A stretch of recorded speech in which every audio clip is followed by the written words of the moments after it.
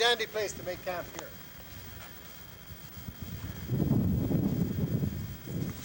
I try to push it over, make sure that when we build the shelter that it'll take the weight. This is a dead tree. Normally you would pick on a live tree, but this dead tree will do. We want something that faces the sun and maybe even gets the reflection off the snow a bit into the front of the shelter. And so the shelter usually faces the south. And we choose a sturdy ridge pole. If your pole is rotten, it'll break unexpectedly when you sturdy camp. There we have a sufficiently long pole to make into a ridge pole, and line it up directly with the prevailing wind, which happens to be from the northwest. In our system here, we take a little extra longer ridge pole and we lean one end on the ground, and one end is propped up in a tree, and this end is dug in a little bit so that it won't shift. And we have countless ways that we add cord, we lash that, but we're going to use a prop stick and a weaker form of lashing. There we found a suitable stick that's high enough that you can lean against the tree. If you have a problem that the stick could fall to one side or another, if you're concerned about that excessively, get a fork stick and put it into the fork, but you don't usually find fork sticks that readily. So what we will have here is a combination of propping and lashing. Now generally when you build a shelter, the end here that we have, keep it out of the main part of the shelter. That is, this is complicated to try to roof over and whatever, so you give yourself a half a meter, so that when you build your roof you can stay away from the prop stick. If you try to incorporate it, you end up having all kinds of problems. The wind, this could work loose, in which case we would tend to want to tie it. And we have many alternatives. Here we have a few birch saplings, and we happen to see some that have a handy fork to them. And you include the fork. Notice we don't even have to use a knife, especially in winter when things are frozen. And we take two interlocking fork sticks, and we end up making a means to bind our ridge pole with. Here the stiff ends are locked against each other and the fine ends are left for tying. And we will steady this by wrapping it around the tree to keep that. And here we just grab the ends together, twist them a bit, get it as snug as you can, and then tuck under. If you do this really tightly and do it right, it should hold sufficiently to meet your needs. Much better. In our case, we stand underneath the ridge pole, take one good step forward. This is basically where the fire will be. Now here we have a fork. If you're wondering about additional, you don't have to just use one prop. You could use a number. You could lean a few. But generally my suggestion is to stay away from the main part of the shelter with this part here. About to build is one that allows you to put a bed anywhere, no matter how uneven or how terrible, how wet, or whatever the ground. Generally, you look for something that gives you a lot of overhead protection. This particular forest does not have that, but in spruce country, great big spruce tree, you look around till you find a tree that gives you the greatest amount of protection, and the roof may not even be necessary. We lay down some logs. We have a system here of leveling the bed frame logs, so to speak. So we lay cross pieces. Sometimes the ground's so tilted the logs rest on the ground at the higher end, and they are built up at the lower end. Here we have these are roughly almost their own height. And then the base. Now we have many alternatives. The one alternative I'm going to show you is actually the most sophisticated of the general beds. It's one that is so close to being, matter of fact, we'll even demonstrate the use of the bed is virtually a stretcher. So you learn how to build a stretcher and a bed at the same time. Now these two logs that I have are the ones you level. There'll be two more sideboards, as we might call them, two more sticks going on top of this. They'll elevate the bed probably another 6 inches. There's a lot to be said about your bed being chair seat high up off the ground so you can sit comfortably on it. But here I'm after making sure that these two logs are as level as I like them to be. Some people like the head end, my head end could be over there. The head end to be higher. But if the ground's uneven, if the ground is sopping wet, and all kinds of other undesirable features of the ground, you have no concern because elevating yourself off the ground. Now ideally, if you elevate yourself the 4 fingers from the ground, the cold, the way the cold ground tends to draw heat from your body will diminish or be virtually unnoticeable. Now we've got to make the side rails. I'll speed up the process here by cutting pieces with the saw. Should be, here is the width of the bed, which should be, my own, just a bit longer. This is going to be a stretcher. This stick has to be long enough for people to have handles to carry it.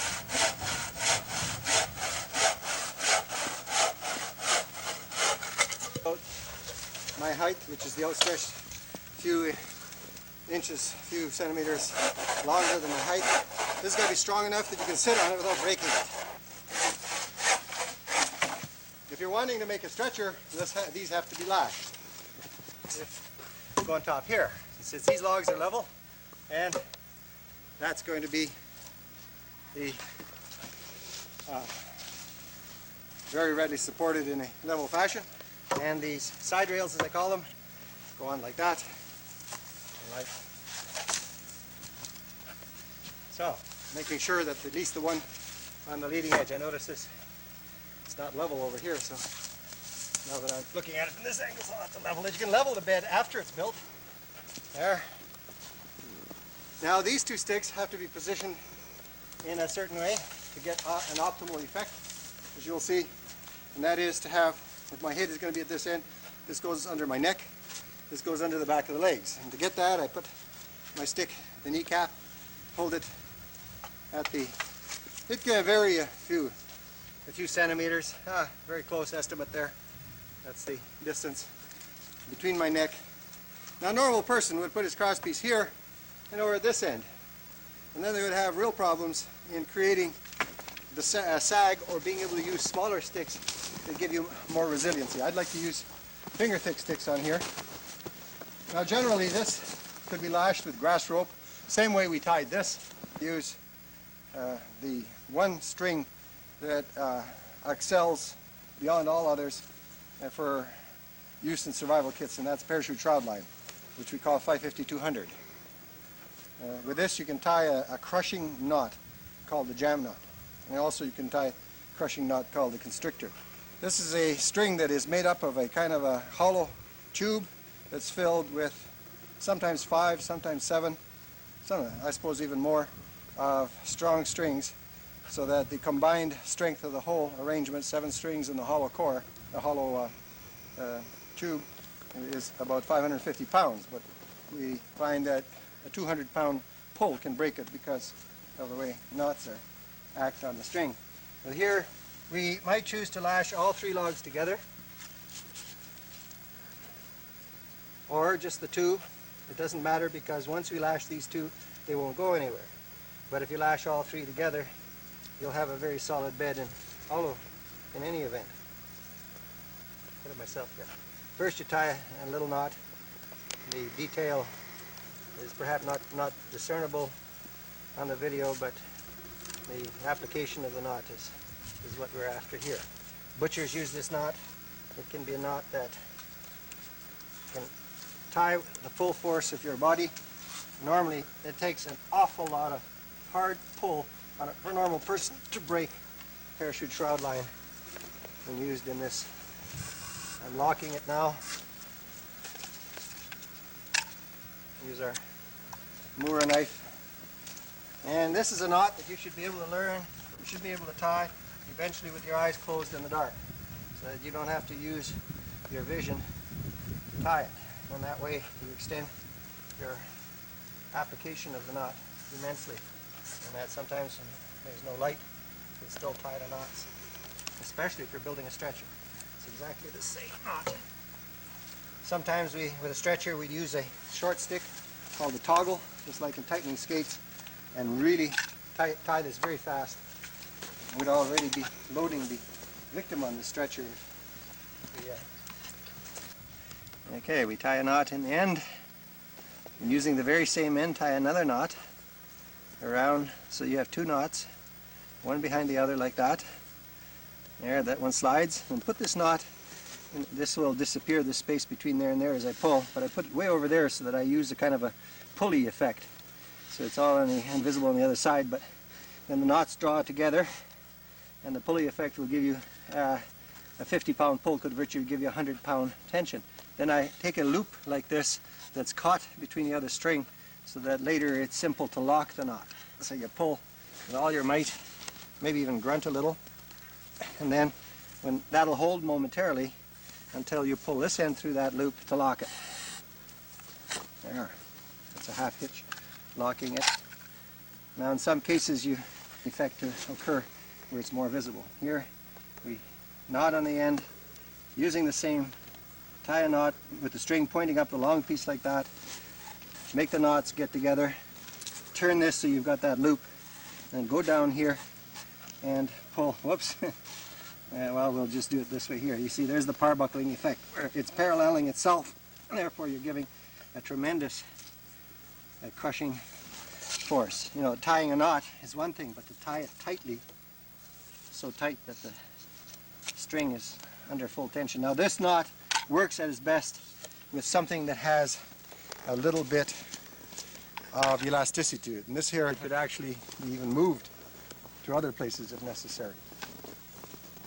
Now my next objective is to put down sticks that are around finger thick, and usually you'll find that since you have 10 fingers, you put 5 this way, 5 that way, with the butt ends at finger thick, and they sort of cross in the middle, and the bed would be ready for occupation with an aerolite. But since we don't have an aerolite, we will have to put some boughs on that bed spring in order that the sticks stay in place so you don't fall through. Now here we have a fairly heavy willow clump. And willow is probably the next to cattail in its universal usefulness. When it's dead and dry, it's one of the nicest smokeless firewood. It's bowwood, arrow shaft. Here it's going to participate in making our bed more comfortable. Here would be a typical stick that would be no smaller than the little finger, no bigger than the thumb. I've gathered around 10 sticks, since you have 10 fingers. And we've got 10 willow sticks that half will go with the butt end towards the heels, and half will go the other way. And that way you'll get the best of both worlds. So if you take the sticks in general, for example, here is my own height. This end here would be wasted, so we fold it. And in this case, because it's frozen, it doesn't fold, it breaks. Then we lay it down. So you can lay down 5, spread them out. Leave the branches on more or less. This one is about our height. So I might put my 5 down first the one way, with all the butt ends even over there. Do this, then the bed will be too stiff. And that's not as desirable as to getting adequate amount of resilience under the hips. You have control over the factor of how resilient your bed is. That is, you got enough problem as it is in keeping comfortable in the bush, keeping warm, and having to deal with a hard bed besides. We have the materials in this site, in virtually every different type of ecology to make a resilient enough bed that should be the least of your concern. It also can be heated from the front. If your fire warms under the bed, then the warm air will rise. Now we probably have 1, 2, 3, 4, we have about 7 or 8 branches on here, and it's already reached the point that it's probably going to be resilient enough, and these here might be extras, or if you put them all on, it might be too much. We're showing you what we're talking about. You see this bend here, and if you sit there in the middle with your hips, listen to the back of your legs, you'll find that you now have